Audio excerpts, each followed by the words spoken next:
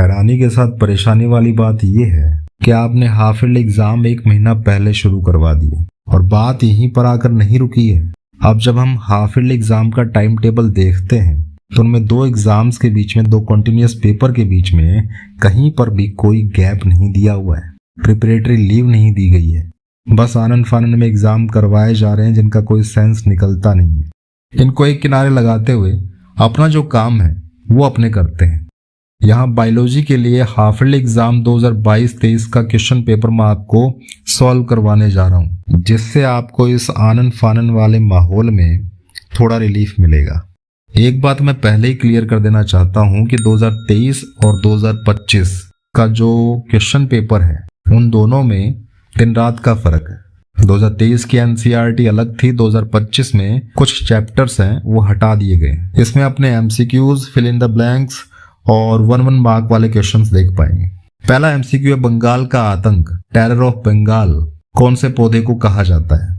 जलकुंभी आएगा इसमें, वाटर हाइसिंथ। ये सबसे पहले बंगाल में इंट्रोड्यूस करवाया गया था। ये बाहर का प्लांट था, यहाँ आने के बाद उसने वीड का रूप धारण कर लिया और ये पानी में बड़ी तेजी से उगता है, सारी ऑक्सीजन खींच लेता है, मछलियों को मार डालता है, इसलिए बंगाल का आतंक इस पौधे को कहा गया है।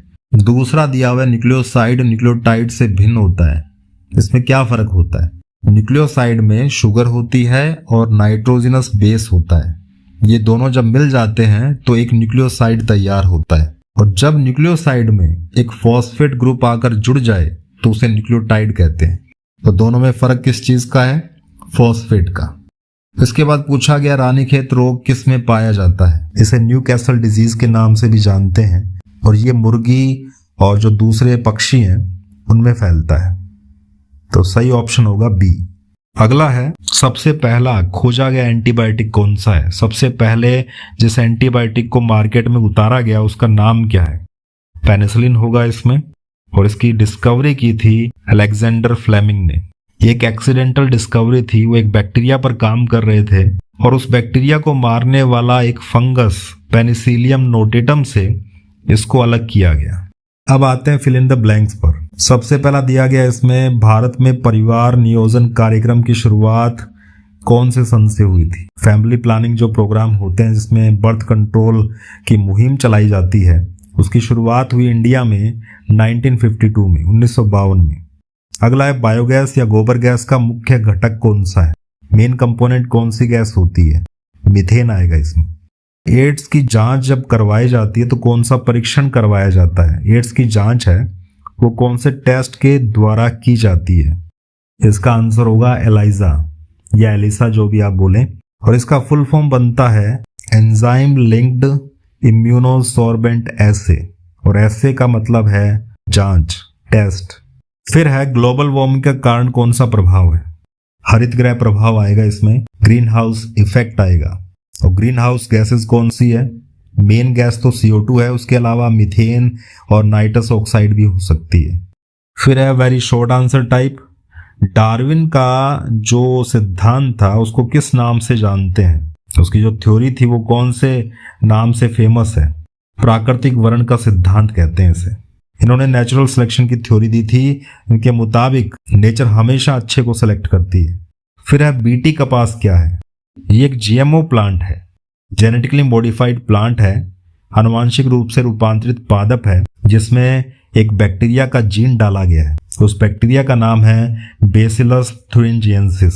इस बैक्टीरिया से क्राई नाम का जीन निकाल लिया गया और कपास में डाल दिया गया, जिससे कपास इस काबिल हो गया कि वो अपने आप पिंक बॉलवर्म, गुलाबी सुंडी से लड़ पाता है, उसे मार पाता है, काबू कर पाता है। अगला है, पवित्र उपवन किसे कहते हैं? यहाँ पर बात हो रही है सेक्रेड ग्रूव्स की।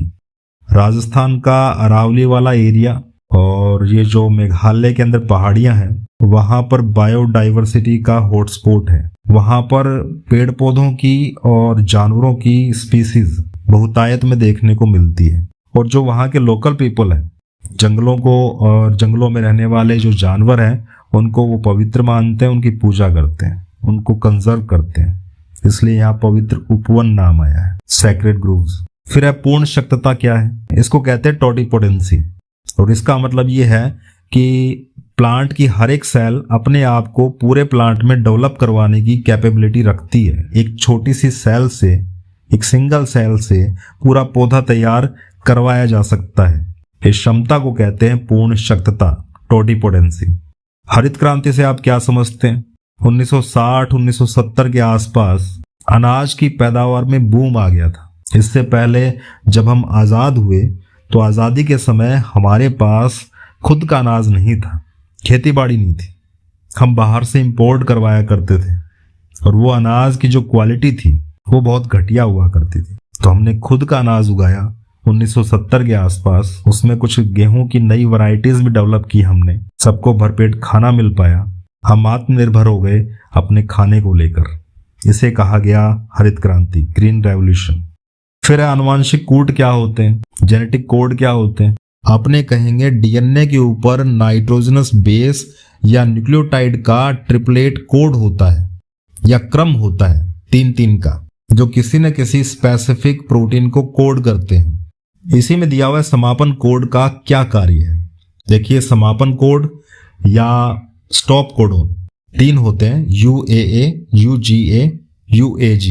ये डीएनए के ऊपर अगर कहीं पर भी आ जाए तो उसके बाद जो प्रोटीन बनना है वो बंद हो जाता है, या यूं कहें कि ट्रांसलेशन होना बंद हो जाता है। इसलिए इन्हें समापन कोडोन कहा गया है। और इनका काम क्या है? Termination of protein synthesis, protein synthesis को बंद करना। 1.5 मार्क्स वाले, उसके बाद बड़े क्वेश्चंस आ जाते हैं 2 नंबर वाले, और उसके बाद 3 मार्क्स वाले। इनमें कोई खास दिक्कत होती नहीं है। अगर फिर भी दिक्कत होती है तो आप कमेंट करके पूछ सकते हैं।